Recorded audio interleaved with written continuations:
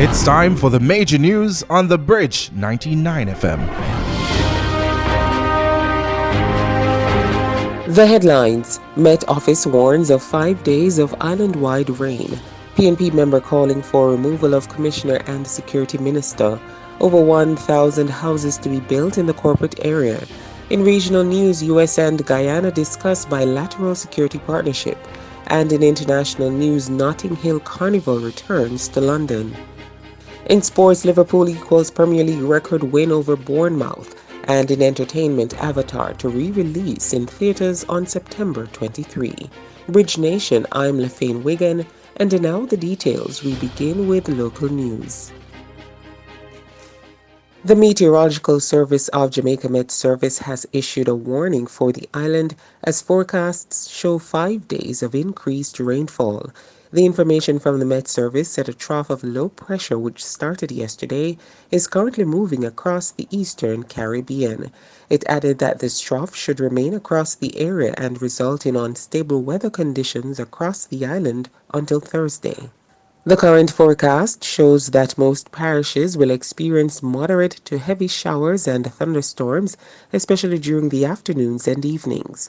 The Met Service urged fishers, especially those on the south coast, to exercise caution as sea conditions will deteriorate as showers, thunderstorms, and strong winds persist. The Met Service urged fishers, especially those on the south coast, to exercise caution as sea conditions will deteriorate as showers, thunderstorms, and strong winds persist.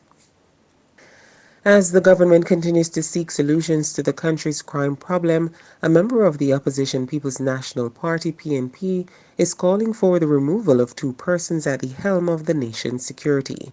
Speaking yesterday at a PNP divisional conference in the Southwest St. Andrew constituency, General Secretary Dr. Dayton Campbell urged Prime Minister Andrew Holness to remove Police Commissioner Major General Anthony Anderson and National Security Minister Dr. Horace Chang from their posts. According to Dr. Campbell, the country's crime problem has deteriorated under their leadership. He said the parliamentary opposition is prepared to meet and discuss with the government measures to achieve consensus on crime. Dr. Campbell further added that any planned meeting to discuss the crime crisis should be done with integrity and sincerity. And a total of over 1,500 houses are to be built in the corporate area over the next 3 years. Prime Minister Andrew Holness explained that the community of Metcalfe Street will get 28 houses and Vineyard Town 14. The houses will be completed this year. Other areas are Foreshore Estate, Maxfield Park, and Howard Avenue apartments. These are to be completed in 2023, and the projects are reportedly on schedule. Houses are also to be constructed in White Wing and Penwood. Meanwhile, Ruth Ben Towers Phase 2 will see 235 units being constructed and completed by 2025. The Prime Minister added that the National Housing Trust's mandate is to support the development of diversity and healthy lifestyles. And in regional news, the commander of the U.S. Southern Command, Southcom Laura Richardson, is scheduled to visit Guyana this week to meet with the government and defense leaders. The U.S. Embassy yesterday announced that the visit is expected to focus on discussions about the bilateral security partnership between the United States and Guyana.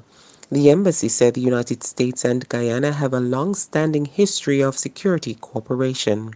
General Richardson is the first woman to head the U.S. Southern Command. Her visit to Guyana comes 10 months after she assumed duties as Southcom's commander and nearly 5 months after meeting with Caribbean defense and public security leaders during the 2022 Caribbean Nation Security Conference.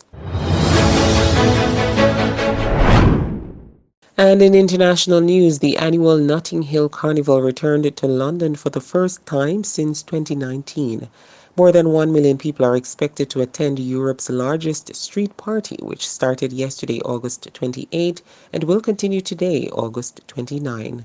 The carnival traces its history back to 1958, when Trinidadian human rights activist Claudia Jones began organizing a gathering to unify the community after a series of racially motivated attacks on West Indians in West London's Notting Hill neighborhood.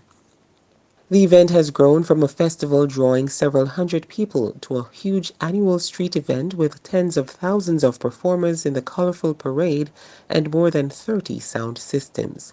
The Carnival celebrates Caribbean culture at the end of August every year. It's now time for sports and entertainment news with Vaughn. In sports, Liverpool equaled the Premier League's record for the biggest victory on Saturday, beating Bournemouth 9-0 at Anfield. Having begun the season with 2 draws and a defeat, Liverpool started rapidly against newly promoted Bournemouth, Luis Diaz and Harvey Elliott, both scoring inside 6 minutes. Trent Alexander-Arnold's stunning long-range strike made it 3 inside half an hour before goals from Roberto Firmino and Virgil van Dijk made Liverpool lead by 5 at halftime. After the break, an own goal from Chris Mepham, Firmino's second, Fabio Carvalho's first Liverpool goal, and Diaz's second of the game capped off a goal-ridden afternoon for the hosts. The record 9-goal margin of victory had been achieved 3 times before, twice by Manchester United and once by Leicester City, and helped kickstart Liverpool's stuttering opening to the new season. And in entertainment, Disney and 20th Century have announced the return of James Cameron's hit movie, Avatar. The movie will return to theaters on September 23 in remastered 4K high dynamic range. The re-release comes 3 months before the highly anticipated release of the sequel Avatar: The Way of Water. The original movie, which first hit theaters in 2009, will return for a 2-week run. Avatar is the highest-grossing film of all time at the worldwide box office, collecting $2.84 billion in ticket sales. Thanks, Vaughn, and that was The Bridge 99 FM and Ari Jam Radio News Package, News 360, the facts you need. Catch us at 5 p.m. for another News 360. You can also download the Bridge 99 FM app in the Google Play Store and the Apple Store for all the latest happenings on the bridge. I'm Lefane Wigan. Have a great day. And those are the stories making it in Bridge 99 FM's major news package right here on the Bridge 99 FM.